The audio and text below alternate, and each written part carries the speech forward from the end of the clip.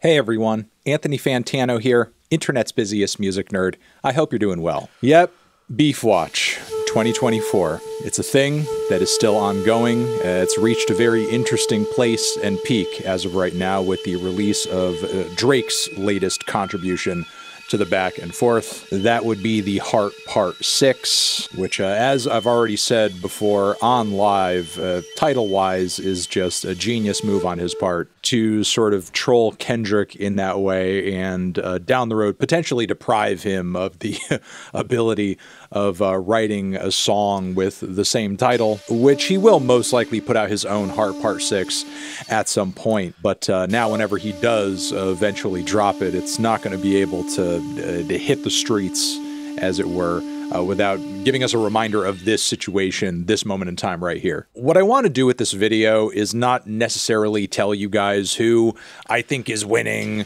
or like who's had the best bars and the best songs in this back and forth so far. I'm not here to go over any of these tracks line by line. In fact, I've been doing that on my TND Streams channel. This video instead is going to be a larger commentary on the state of this beef right now, and it's an observation of the supremely dark and strange place that this is all headed in. Because here's the thing, while for sure it is true that this beef, this back and forth with Kendrick and Drake has been a long time coming, has been something that from fans of each artist, I think a lot of people have been looking forward to seeing, mostly because Drake is so huge, Kendrick is so huge, and each of them respectively represent two very different sides and vibes within the hip-hop sphere. And just them going toe-to-toe would actually show artistically who's actually the best, who's actually the most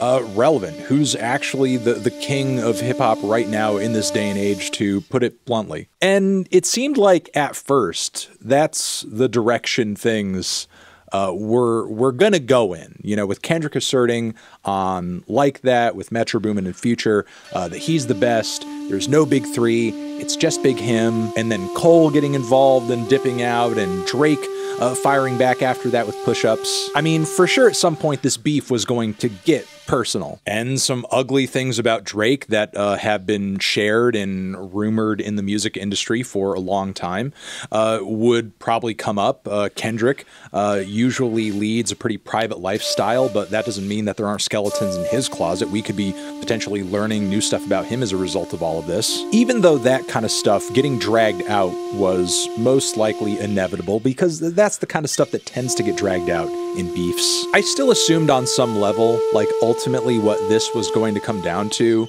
was just a show of talent. Who could write the better bars? Who could write the better song? Who could deliver the most scathing disses? But right now, this has so moved beyond that to the point where this is not about artistry. This is not about songwriting.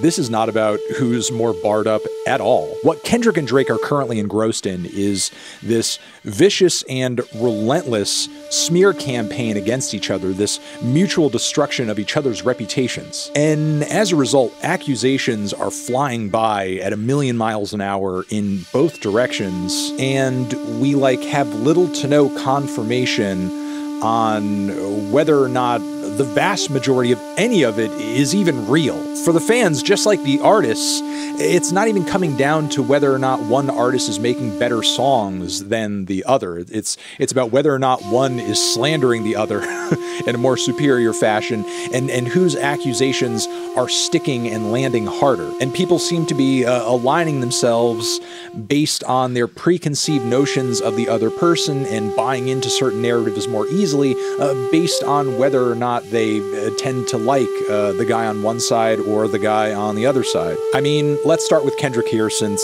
his accusations against Drake have been some of the most viral on the internet and are going pretty far. He alleges literally in his latest track, Not Like Us, that Drake is a downloader of PDF files. And for sure, as somebody who has followed Drake's career pretty closely over the past decade plus, I understand where that perception comes from, given his multiple documented interactions, public or otherwise, that he's had with women who haven't quite turned 18 yet. There's also that wild video of him live from years ago where he kisses that 17-year-old girl on stage and continues to have very odd interactions and comments about her even after he learns how old she is.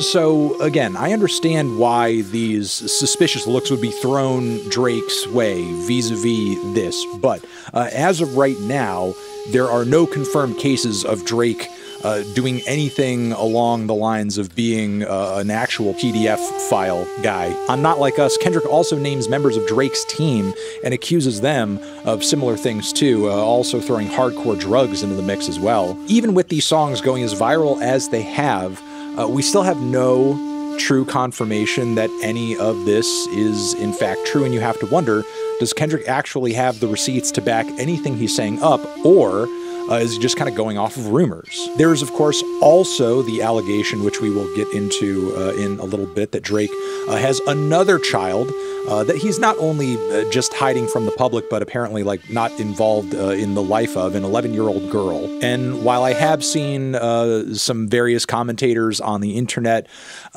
talking about a few individuals that might possibly be her at this very moment, there's still no confirmation that that is even true. So as well put together and conceived and compelling as the tracks that Kendrick has made against Drake are, it's important to remember at the end of the day, there's been nothing so far to actually prove if what Kendrick is throwing out there is actually 110% the truth. Which, again, even if the songs are good and entertaining and they're going after a guy that maybe a lot of people in rap music have been seeing want to just kind of fall down for a while, if he's not going off the truth, that's kind of a misuse of his influence. Then on the other side, there's Drake, who has thrown out numerous accusations against Kendrick in his Family Matters video and single. In this latest one he's just put out, the Hard Part 6 that I just mentioned. And it's a laundry list. It's that Kendrick is fake woke, that he's moved to New York, he's not with his family anymore, he's broken up with Whitney.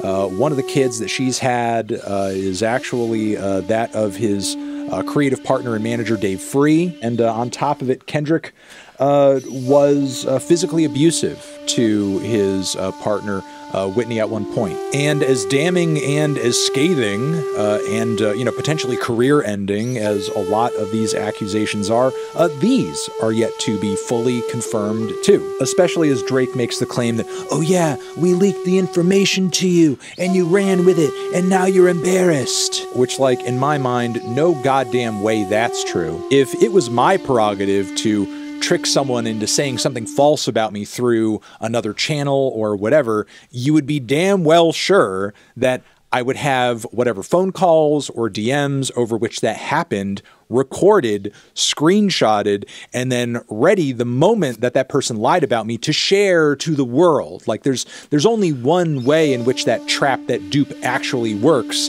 It's when you actually pull the trigger and you show the world that this guy is an idiot who's lying about you and believed false information that you told him. You don't wait days and days and days down the road to actually spill this information. And number two, Drake did have a genuine initial, very quick reaction to the allegations that he has an 11-year-old child.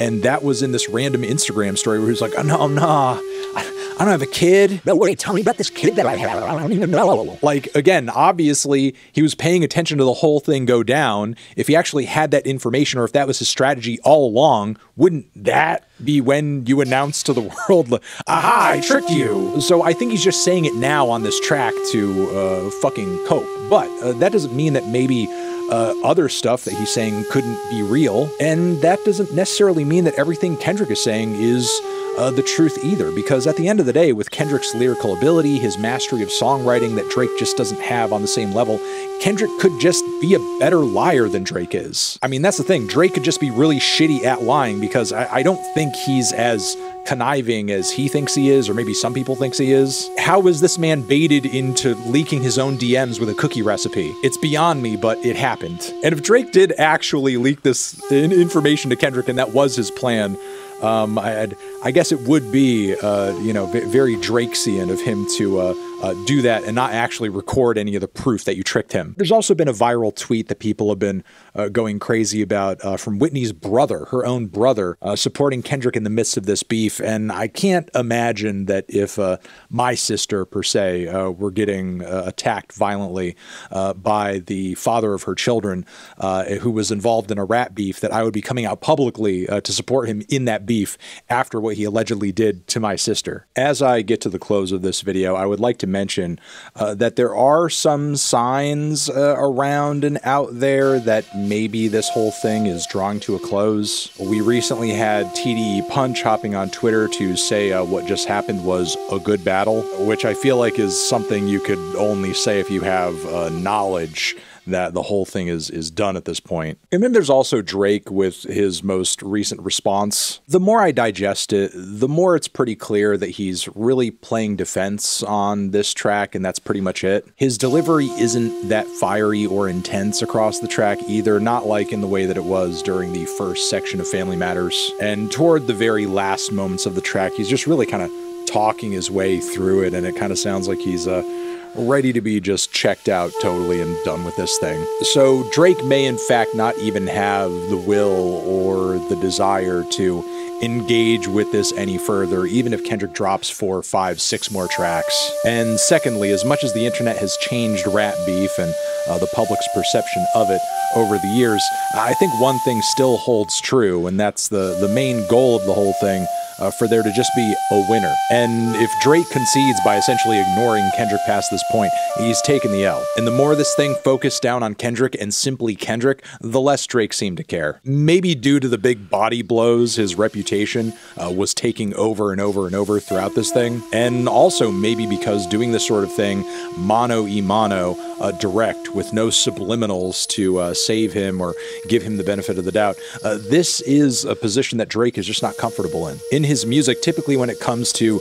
disdain he has for others, for beef generally, he likes to pocket that and hide that into just, you know, kind of little singular quiet mentions. And on top of it, dude loves to paint this image of the entire industry being against him, which is a narrative that's hard to live in when what the internet really wants to see is a one-on-one boxing match. Let me know your thoughts in the comments in regards to all of this. You guys are the best. Over here next to my head is a link that you can hit to subscribe to the channel, check out another video, and I'll see you in the next one.